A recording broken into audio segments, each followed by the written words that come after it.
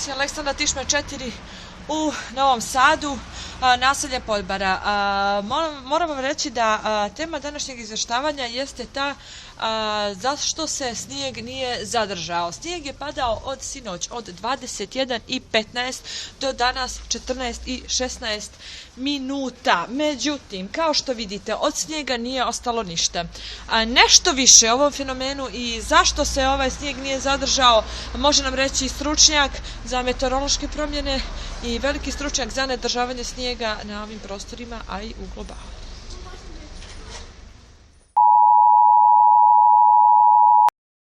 Je prekinut zato što naš stručnjak za meteorologiju kasni.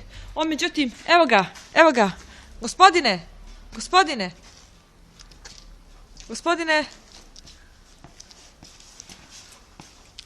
Dobro večer, gospodine Milovane, kako ste?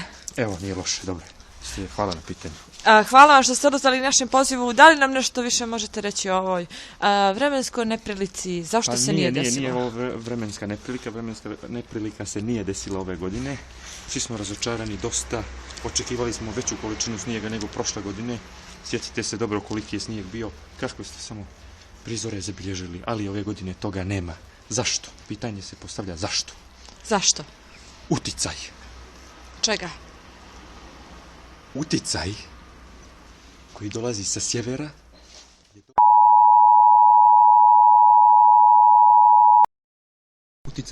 je doprinio mnogo da ne dođe do snijega ove godine, ali po prognozama mnogih kladionica i mnogih velikih svjetskih bookmakersa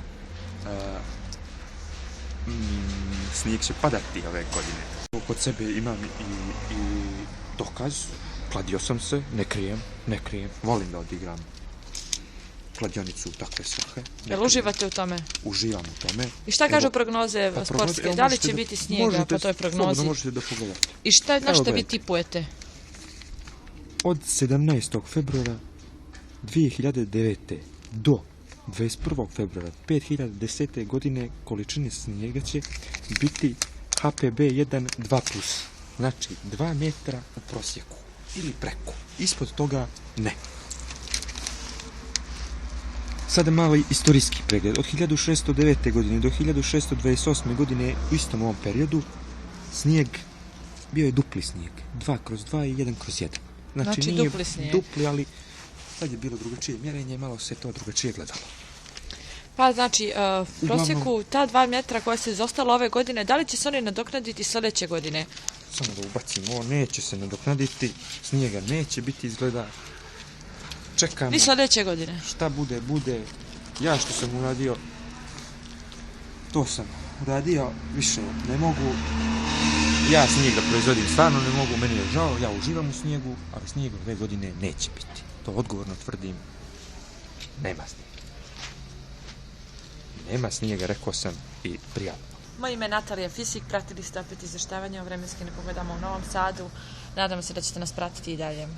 Prijatno večer.